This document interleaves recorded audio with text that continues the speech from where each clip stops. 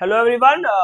Today we'll be discussing some strategies as to how one can clear this examination in the very first attempt. So basically today's session will be a strategy session which can be helpful for you if you are planning to give the civil service examination, and this way you can strategize as to how you can improve your chances of clearing the examination in the very first attempt.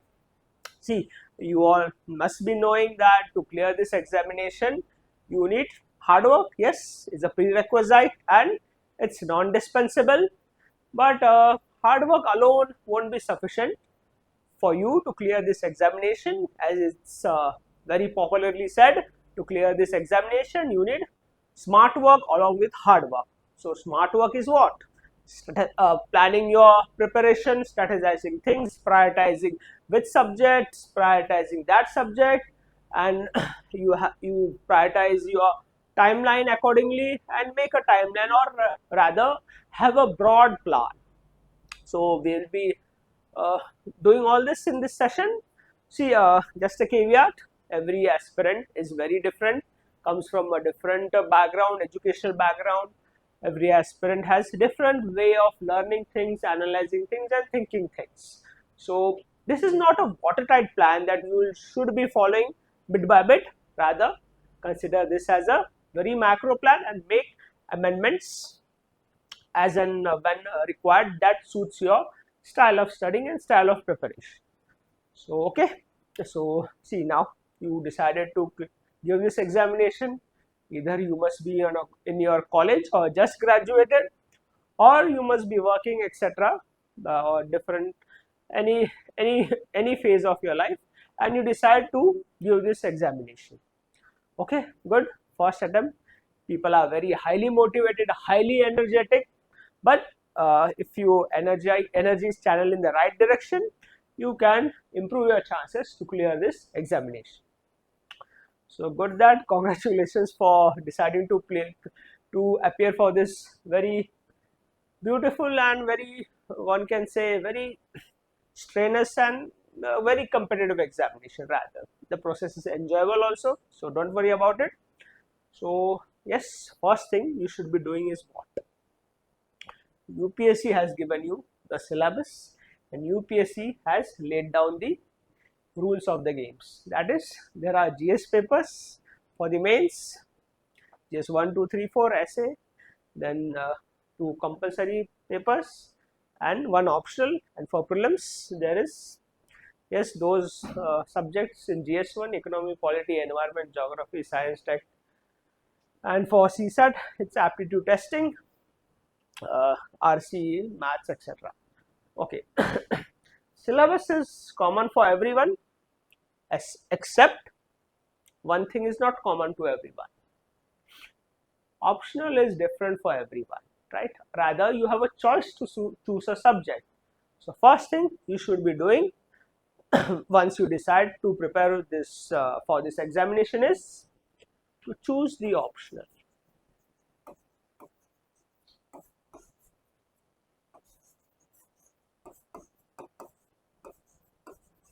To choose the optional subject, yes, optional.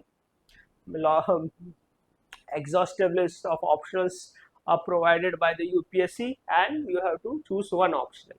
Each optional will have 2 papers, paper 1 and paper 2. 250 marks each, 250 marks.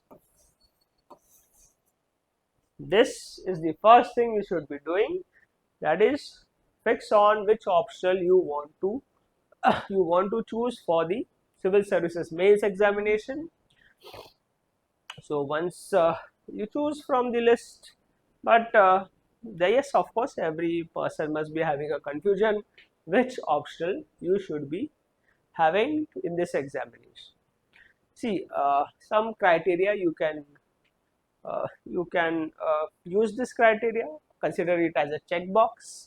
If all the boxes are ticked, you can choose that option. First is interest, whether you have a requisite interest in that particular subject. Second is availability of material.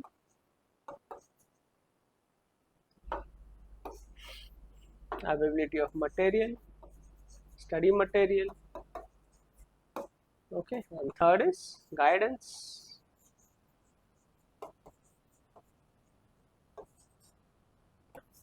This can be three variables upon which the choice of your option can be based.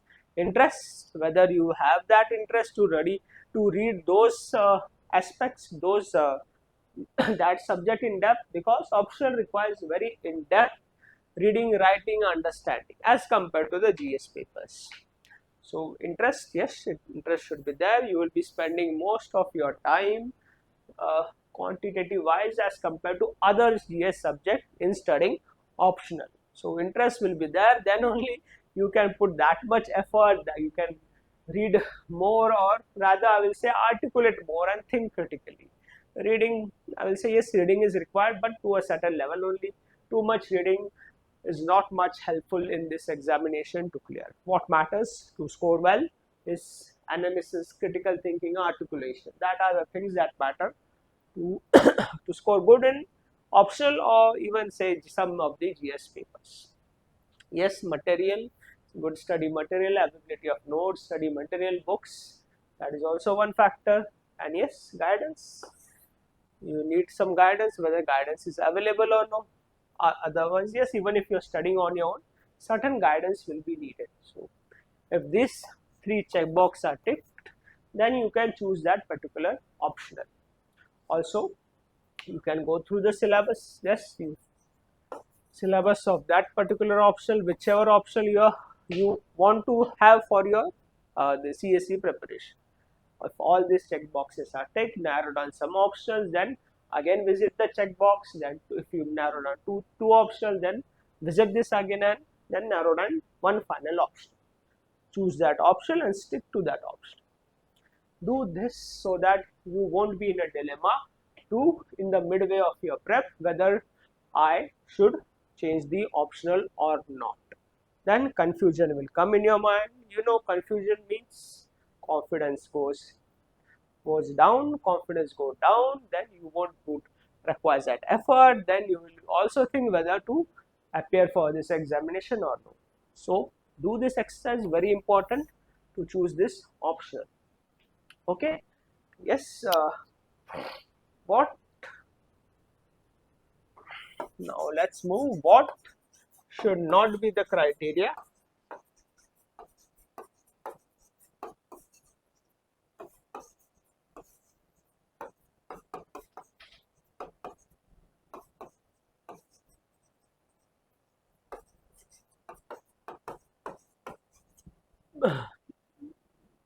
what should not be the criteria to choose an option?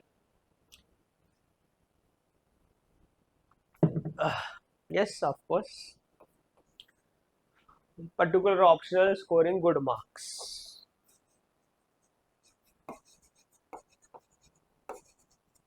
Second, if particular options are scoring good marks, is it due to that optional is favored by UPSC? It is. Is it due to that?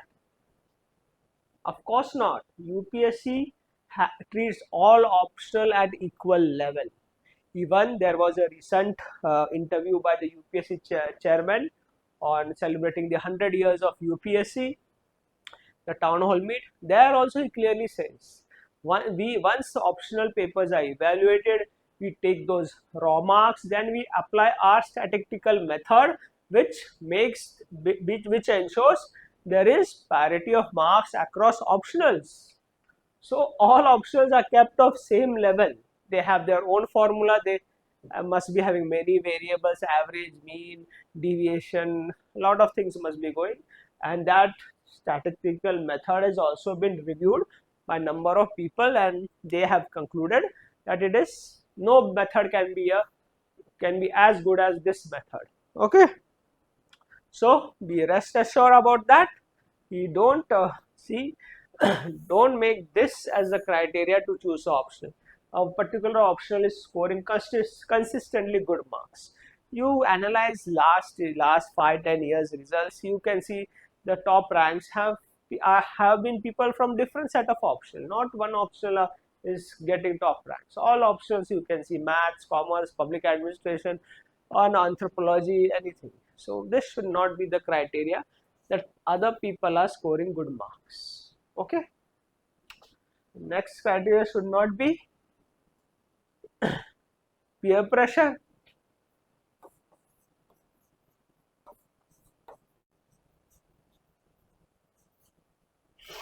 Peer pressure that all of my friends from few of our friends from our college, we decided to prepare for the civil services examination. 2-3 people are saying we'll choose this option, so everyone will choose that optional. So certainly don't make this mistake. That option may be according to their own aptitude. As we said earlier, every aspirant has a different learning and critical thinking skills. What's aspirant or student may be strong in one area of the subject, one area, or one can say one subject, rather than and others students must be weak in that subject.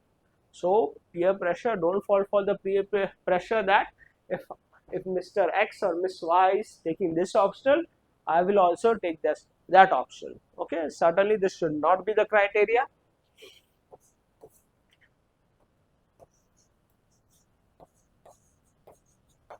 And also you must be knowing some topper. He must be from your college or maybe from your neighborhood. That person took that option, so it got through, so I will also take that option and I will also get through. Certainly this things doesn't work this way. So definitely no, that topper must have a good hold over that those set of subjects. So it's not necessary it will mean that you should also take that subject. So yes, this should not be the criteria for choosing the optional. Rather, as said earlier, this should be the criteria. Interests, material, guidance. This will be the criteria to whether which optional you should be having. This is very important exercise. Choosing optional is the most crucial step for an aspirant in determining whether that aspirant will be clearing the examination or not. Once you choose it, stick to it, as you have used this some objectivity while choosing the subject and you are not emotional. So objective decisions are considered as very rational decisions and optimum choice. Okay. So okay, this is the all aspects. Once you choose the optional, now the most important part is what? Is to study. Yeah. And see,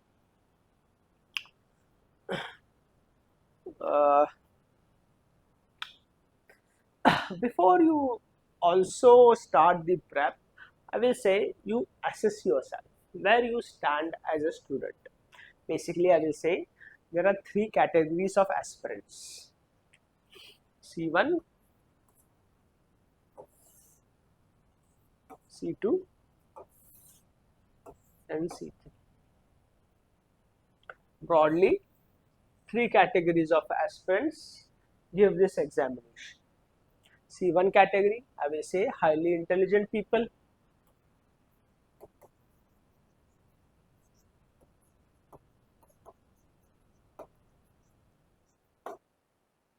They are from the best schools and colleges of our country. Yes, they have always been in a competitive environment. You can say the IITians, the doctors from institutes such as AIMS, or graduates from arts graduates from best colleges of our country, JNU, DU, etc. Okay. So these category of aspirants also give this examination. Highly intelligent, have throughout their life have been toppers, have throughout their life been in a competitive environment. Entrance examination is also a competitive environment, JEE, NEET, etc. So they know what a competitive exam expects aspirants to do, what it takes to clear a competitive examination. So these are the C1 category people. Okay. Next is C3 category. These aspirants are, we can say that they they do not necessarily are very serious about this examination. They just want to check what this examination is all about, that why people are so crazy and why this examination is so popular. So that's we can say that they just want to test this examination. So testing this examination, they are not much serious.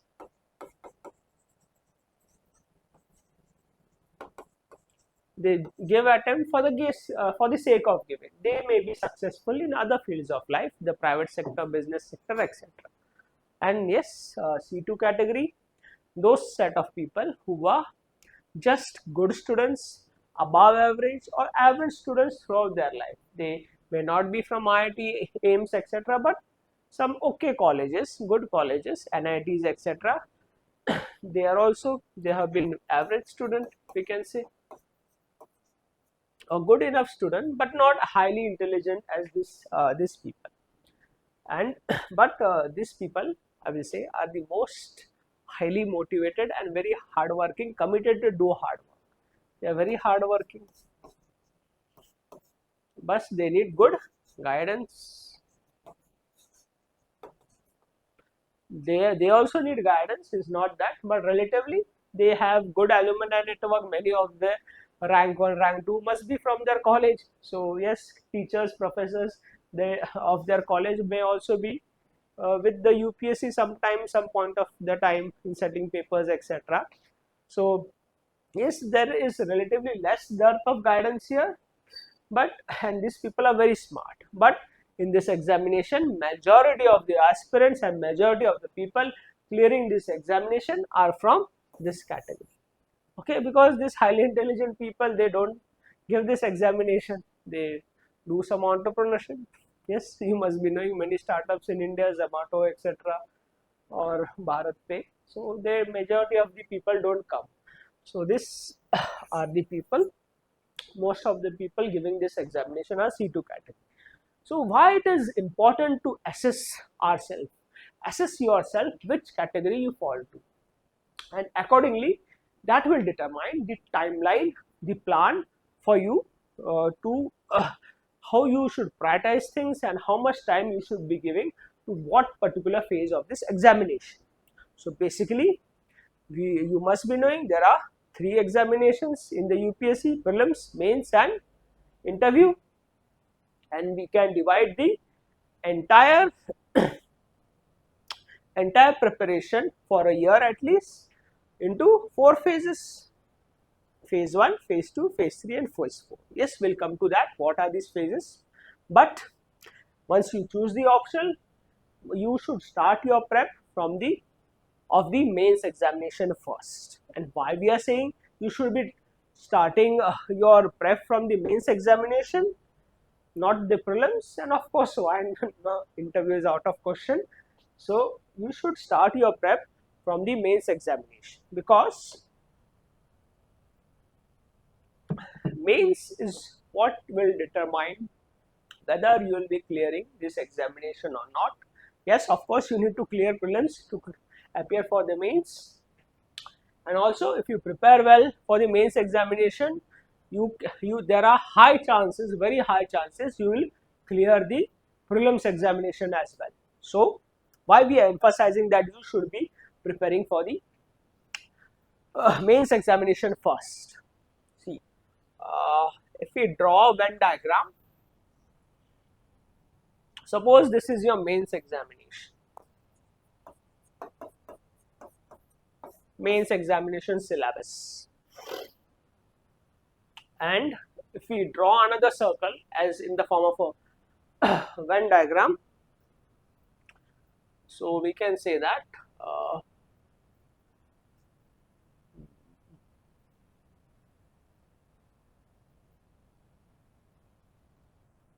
okay, this is not certainly very proper concentric circles. So this is prelims. See, prelims has a substantial overlap with the main syllabus, very substantial overlap. Rather, one can even put it only 20 to 30% of the prelim syllabus does not overlap with the main syllabus. But main syllabus, majority of the portion does not overlap with the prelim syllabus. See this circle. Okay, I'll draw it again. See, this is your mains syllabus, and we can say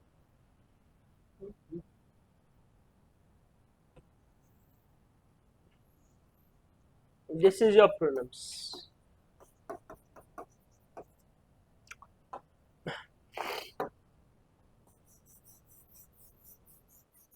If this circle is prelims, this one in this blue color, this is prelims. See, this much is overlapping with the main syllabus, and this is the only part of the prelim syllabus which does not substantially overlap with the main syllabus. Yes, you can put CSAT here, and of course the way the exam is conducted, that is MCQs, but majority of the prelim syllabus has an overlap with the main syllabus. What is prelim syllabus? Polity, economics, geography, current affairs, environment, science tech. Isn't this already part of the main syllabus, isn't it? Polity GS2, economy GS3, geography GS1 and GS3, current affairs is ubiquitous, it's here also, there also, science tech also GS3, environment also GS1 and GS3. So, you are preparing for the mains examination, you will also prepare for the prelims examination. Yes, the mode of examination is different set of skills are required for prelims and mains. Prelims is MCQs, elimination of optional smart guesses, that is the prelims. Mains is writing, innovating, linking with current affairs, interlinkages of the syllabus in the optional, interlinkages of paper 1 with paper 2 for the optional, paper and also current affairs. That is mains. But see, this is but for the mains this is not an overlap. See how much chunk of the portion is not in the prelims circle. So this is what major chunk is optional. Optional doesn't have an overlap with the prelim syllabus. And of course, everyone's favorite, GS4. Do you study GS4 in the prelims? Not at all, right? It's not mentioned in the syllabus. And also many other aspects you may not be directly studying in the prelims, agriculture, etc. But some implicit aspects you must be studying in prelims. But this is total, there is no overlap of optional and GS4. Now people must be saying some aspects are there of optional as well. Yes, every optional has some overlap in the prelims, but that is at very surface level. That is GS, and that is not optional. So that's why you should be first be preparing for mains. Mains will ensure interlinkages as well. Mains has overlap with the prelims. So you are preparing holistically for the mains, you will be also preparing for the prelims. So first, once you decide to give this examination, then you have to decide your optional. After deciding the optional, study the optional in depth, in detail, write answers, etc.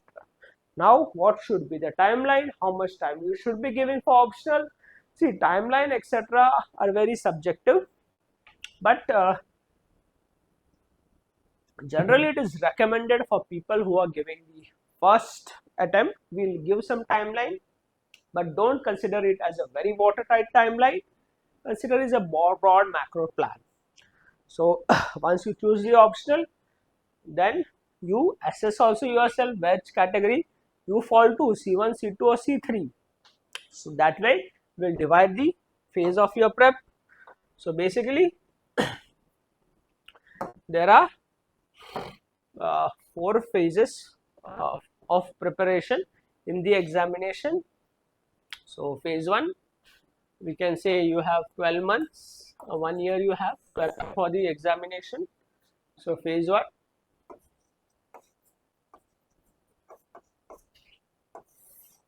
phase 2,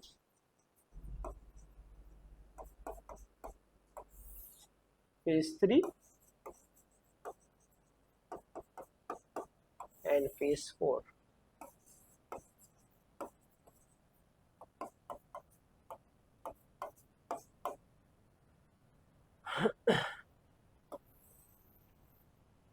So phase 1, yes, once you decide to prepare, then you start with the mains prep, especially those aspects which do not overlap with the prelim syllabus. So start with mains, especially I will say optional and GS4. We will also distribute how much time you should be giving according to your category, which category you fall into, C1, C2 or C3. Phase 2 is when you start your prelims prep before the prelims examination.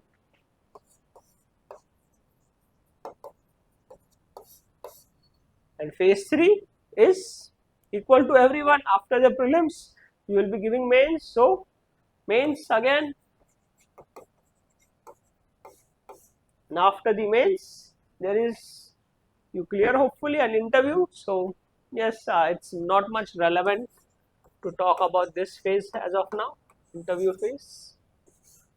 So this are the phases you will be going through, and I will say this is the most crucial phase, and this phase will decide your fate in this examination, whether you will be clearing this examination in the very first attempt or that subsequent attempt, because this forms the foundation of your prep in the civil services examination.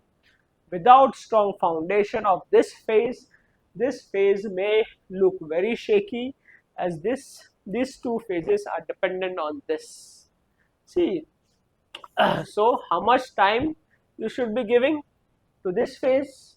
So first you have done assessment whether you are C1 category or C2 category. We are not considering C3.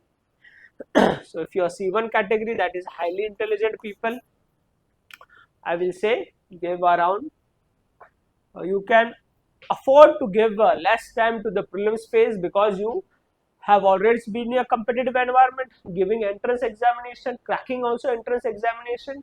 So you may be a bit comfortable in this phase. So you can afford to give some more time. I will say you can spend around 8 months in this. And C2 category, to be on a safer side that you also clear the prelims, I will say you just give 6 months to this. And 6 months will be this, if you are giving the very first attempt. If you are already given attempts, so not just for the sake of giving it, but studied properly, many people also give for prelims 2.5, 3 months also. It's more than sufficient. People who have cleared the prelims, they usually give max 2 months or even 1 month is sufficient for exclusive prelims prep. So now prelims prep, yes, you should be giving, I will say here C1 category will obviously give 4 months, C2 category 6 months. That is 4 months before the prelims date. You start your exclusive prelims prep, and C2 6 months before the prelims date. Sorry, you start the exclusively prelims prep. In mains phase, there is no question of timeline. Everyone has same time period, 2.5 to 3 months. I will say they do give 90 days, but it's more or less you have 60 to 70 days, because result etc. and getting the tempo high takes time. So I will say 2 months approximate. This is same for everyone. So see what you will do in this 2 months. 2 months is only for reading and revising and writing. Different aspects on building foundation may be difficult in such a short time period, especially looking at the vast syllabus the UPSC has for the mains examination. So yes, this is the most crucial time period, the mains time period, and this will decide the fate of your rest of the phases and whether you will be clearing this examination or not. So if we draw it pictorially, it can be this way: phase 1, CSC success, phase 1, phase 2, phase 3, and phase 4. So without this strong foundation, without this strong base, this cannot stand, this will fall down. So this should be very strong, then only this pillar will be formed and you will clear this examination. So yes, phase 1 is most crucial, and you are also very highly motivated, highly energetic giving the examination. So it's better to take difficult things first and more important things first. Small things can be dealt later. Okay, so start with this phase 1 mains prep. And in mains also, what to prepare first? Like I said, optional plays a very crucial role. So we have given C1 category, we have given 8 months for the phase 1, and C2 category we have given 6 months for the phase 2, for the phase 1. So start with optional. Majority of your time in this should be optional.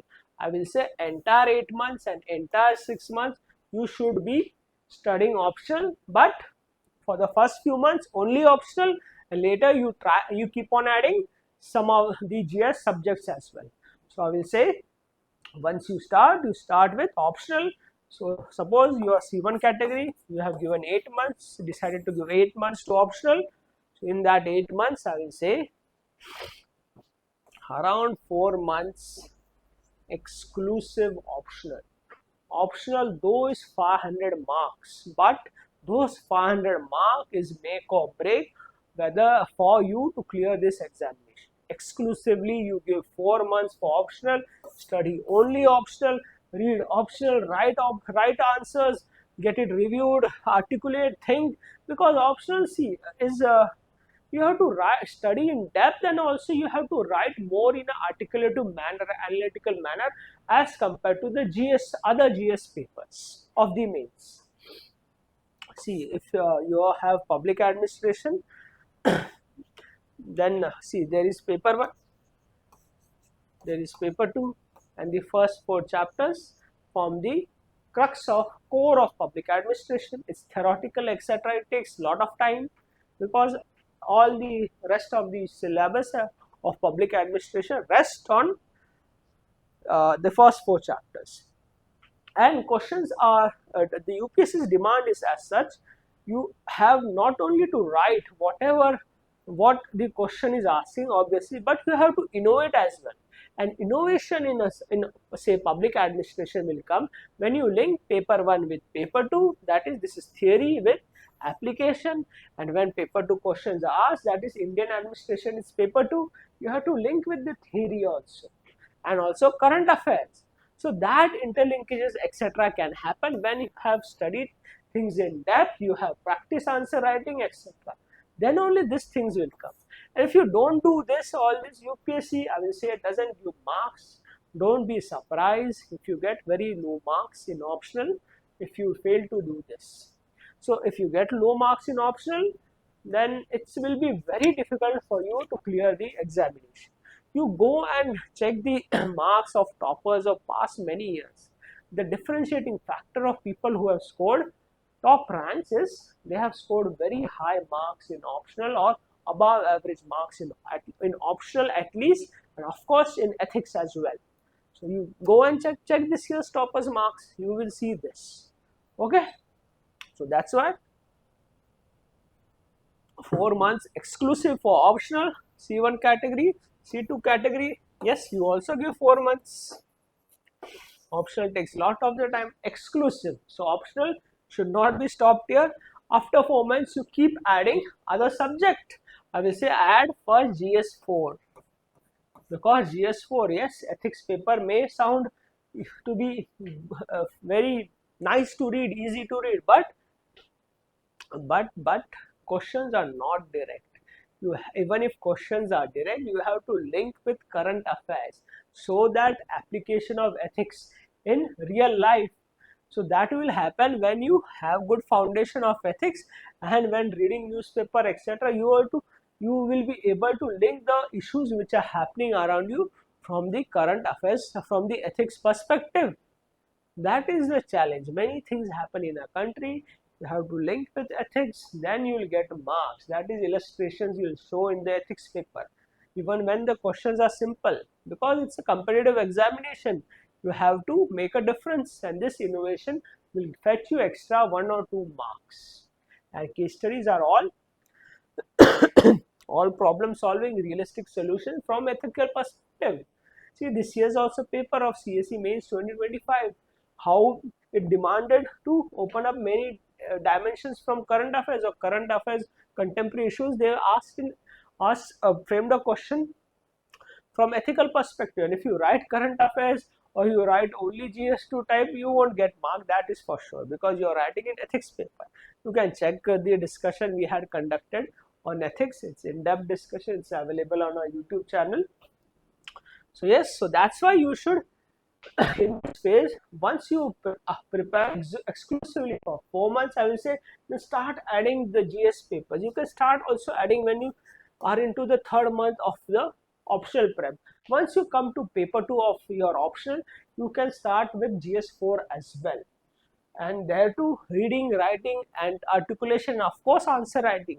Answer writing plays a very crucial role in, I will say, ethics, optional, at least I will say from public administration perspective, and yes GS, but GS and sorry, and essay, because essay, yes, it's an essay you have to write in a smooth manner, but essay does not require any separate prep. Essay content is just a culmination of your GS prep, but you have to write in a smooth, in articulative, in a smooth flow. The essay should be have a smooth flow. So that is what is essay. But that's why I'm saying essay is manageable, GS4 and optional. You should study very in depth. So this most of the time should be given here.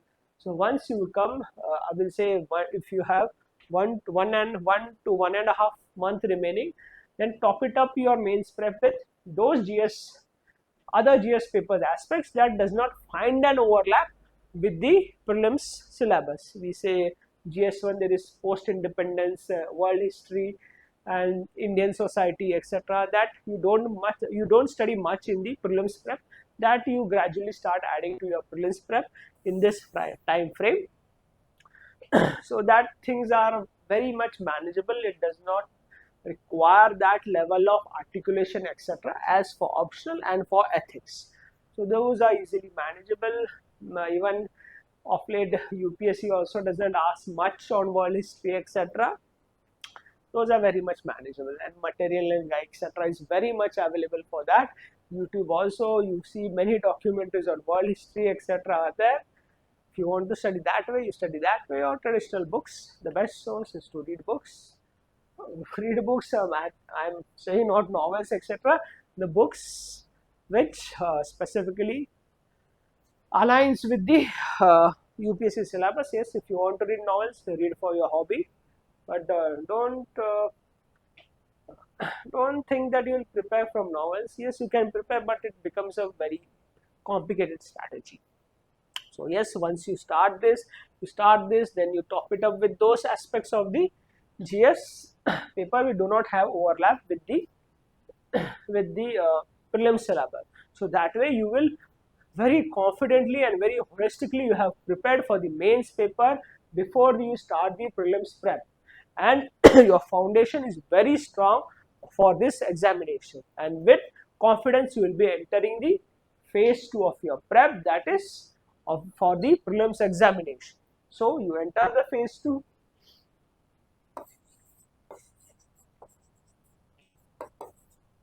So see how much confidence you must be having. You have read your optional, you have read ethics, not only read, you have written also test.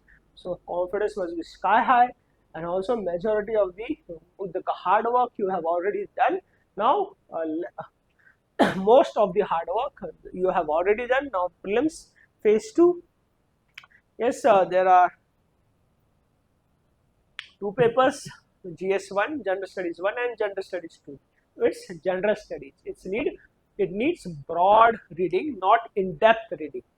Okay, in-depth reading is needed for optional, and in-depth articulation is more or less related to ethics as an optional as compared to other GS paper, even the mains paper, even the prelims paper.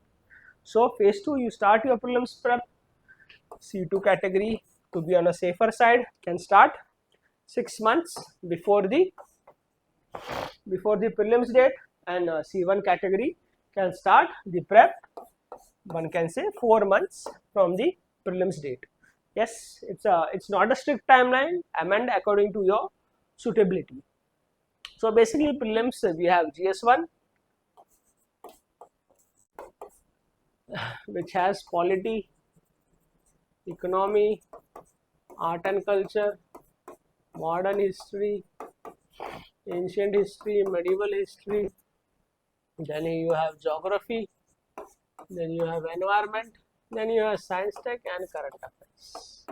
Also, I will say during the phase 1, do hone the habit of reading newspapers. Okay, I will say people nowadays read Indian Express also, but I will still prefer the Hindu, the best newspaper for civil service examination. So this is GS1, your prelims phase you have started 6 months before the prelims or 4 months before the prelims.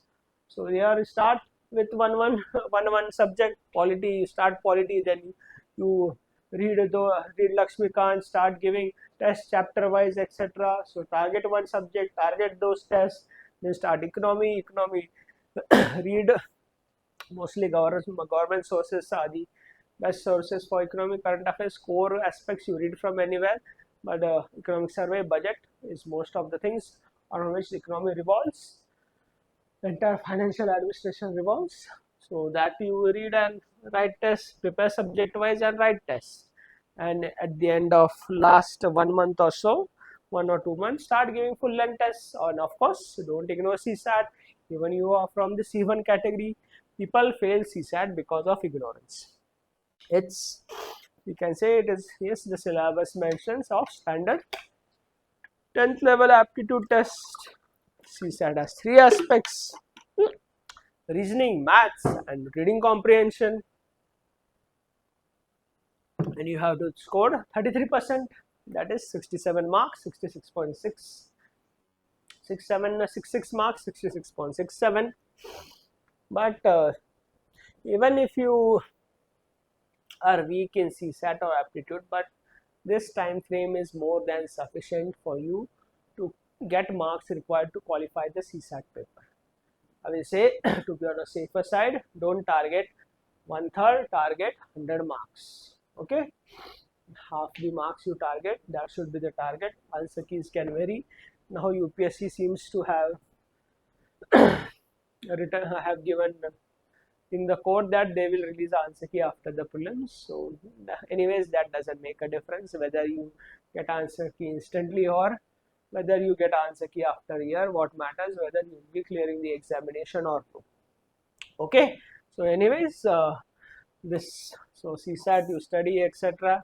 I will say if you have done very good hard work in the phase 1, this phase won't be that much challenging, because most of the hard work, majority of the hard work to clear this examination you have done in the phase 1 itself. So phase 2, yes, give examination, etc., give marks, etc. Then try to score at least, have a leverage above the cutoff, 10-15 marks at least. People have got, many people have scored well in prelims, have always cleared prelims. So but the main, now after this the main game starts, that is phase 3. After the prelims result, you will be giving the mains examination. Now you have approximately, I will say 2 months, 2 to 2.5 months now. Phase 3.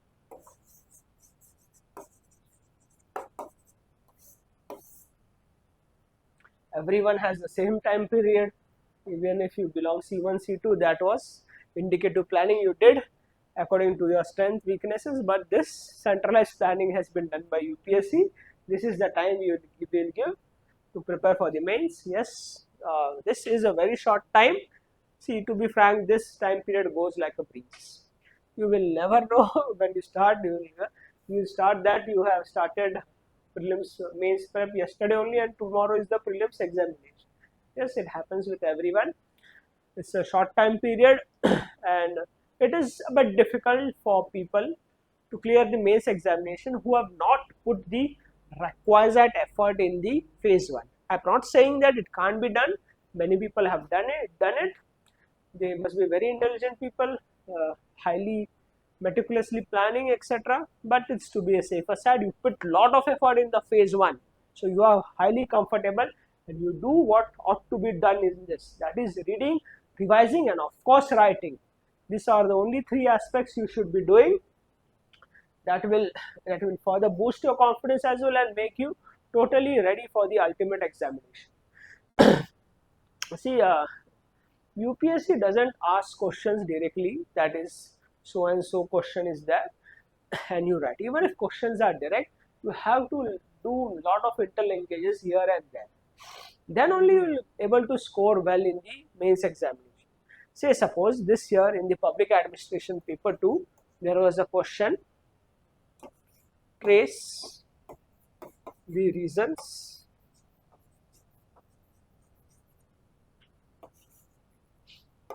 for the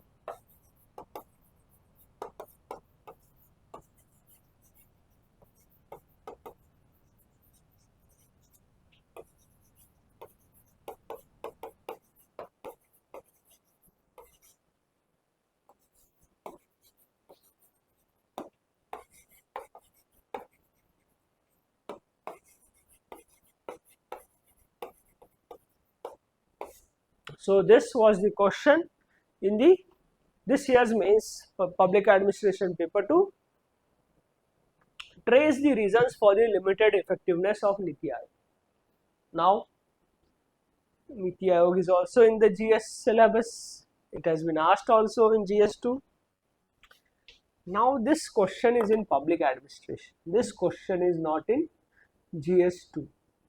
So, and if you end up writing question as if answer to this as if it's in GS2, then be rest assured you won't get marks in public administration, because this can be written by any person who doesn't even have public administration optional, but you are writing in public administration.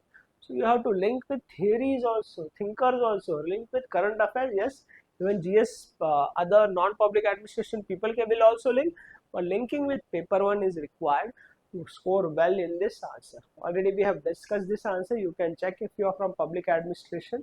Check out that video. It's available on YouTube. It must have been uploaded by now. So yes, so this what I'm trying to say, that you have to go to level 2. Level 1 is direct you write, that is maybe helpful for GS2, but level 2 interlinkages will happen. Then only you will reach level 2 and score marks in public administration. Even that same goes for ethics as well. But there are other aspects of ethics, maybe some other session. So this will happen only when you have put already lot of effort in the phase 1. See, this is very small time frame. You have to read optional 2 papers, you have to read the 4 GS papers also, essay also you have to practice, and of course there are some compulsory papers as well, those you need to practice. Within 2 months, whatever you will do, yes, it will be strategy for revision, writing, etc. That is why phase 1 is the most crucial. And if you have put effort in that, then you have reached a particular level to clear this examination. So phase 1 you put. Now phase 3, yes, reading whatever you have read before, plus current affairs you have to top up. I will say don't read much new stuff other than current affairs. Read whatever you have read, that is revise whatever you have done in the phase 1. Okay, and also of course answer writing. These all the aspects you should be doing in 2 months, and then will come the mains examination day. Be confident, be trust your prep, and you will be confident if you have put lot of effort in the phase 1. You will remain confident and your paper will go well. Mains is done now. Phase 4 is more of result awaiting phase, but prepare for interview, etc. Yes, it's not much relevant to talk now. You must be very new. So when you reach there, we'll talk about that. So yes, and interview doesn't play much role in determining whether you will be clearing this mains examination or not, civil services examination or not. What matters is mains. See phase 1, we see how phase 1 has a linkages with phase 2, that is mains prep with the prelims prep. Also, people don't clear the civil services examination, and they blame that they have not scored well in interview. No one fails because of interview, they fail because of the mains. If you have substantial high leverage in the mains examination, that is how much above the mains cutoff you are, then role of interview comes down. If you are scoring low in interview, then you must be scoring low in mains also. See, this is what we have been inferring, and it's been confirmed by the UPSC chairman himself. The UPSC chairman in the recent town hall meet says that people were saying that there is some biases in the interview, etc. So we pulled out all the data of the interview and the mains marks, and we found a correlation. That correlation is people who score high in the mains have scored high in the interview as well. So that correlation they have found analyzing data of several years of students who appeared for the mains and the interview. So that is correlation is there. That is clearly that this is UPSC chairman's words. So yes, if you score well in mains, you score well in interview as well. Yes, there will be outliers, but outliers are considered, of course there will be outliers, but if you plot a major pattern, this is the clear correlation they are saying. In mains score and interview score. This is the correlation what the UPSC chairman says. High mains score, high interview score. Low mains score, low interview score. Yes, of course there will be some we can say some outliers. We can plot this outliers, but very few. This is the direct correlation what the UPSC chairman says. This is what he implicitly talks. If you what we have derived, this diagram we have derived, main score you plot on the x-axis, interview score on the y-axis, you plot, you will see this correlation. This is the correlation. So yes, for this to happen, you should score well in mains, and then interview also you will score well. So then hopefully you will clear this examination and serve the country with the same zeal and enthusiasm as you had decided to when you decided to appear for this examination, and make a difference in the especially the poor and the most vulnerable section in our country. They are looking at you with hope that some person will come and lift us from poverty, ignorance, and caste-based discrimination and all kinds of discrimination, unfortunately, that exists in our country. Okay then, hopefully this strategy session was helpful for you, and hopefully every one of you watching will clear the examination first attempt, and I wish you all the best, and like always, happy learning.